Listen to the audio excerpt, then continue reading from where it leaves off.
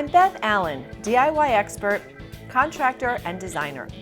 I'm working with the Carpet and Tile Mart to give a deserving family a new family room floor. Tanya, the kids, and I are ready to say goodbye to their old plywood as we install a gorgeous new luxury vinyl plank floor. Is it time? It is time. Yay! You've been so patient. The walls are painted. We're ready to get going. We want to start in this corner of the room. Okay. Because we want the floorboards to run parallel to the longest wall. Okay. Plus, when you walk in, it just looks really beautiful this way. We're not going to start in the other corner because if we did, we've got a lot of cuts around a doorway and it can throw the straight lines off a little bit. Gotcha. And all we're going to need is a utility knife and a couple kids. I've got those. All right, let's go find them. Perfect. Prep your floors by sweeping or vacuuming thoroughly. Then secure your subfloor with nails or screws.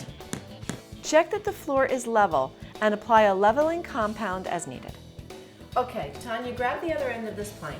The trick is, because it's tongue and groove, it locks and clicks into place. So we want to get the long seam lined up first. Make sure it's really snug, you don't see any of the lighter color peeking through.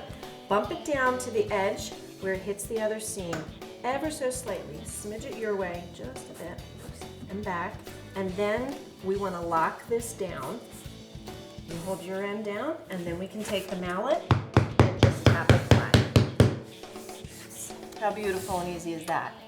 Amazing. Did you guys practice it? No. That was pretty good. When you need to cut a plank, use a builder's square to mark a straight edge.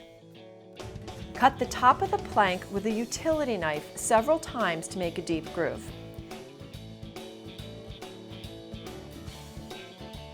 Then turn over the plank and snap it along the cut line. Working together, we finished this room in just a few hours, and you can too.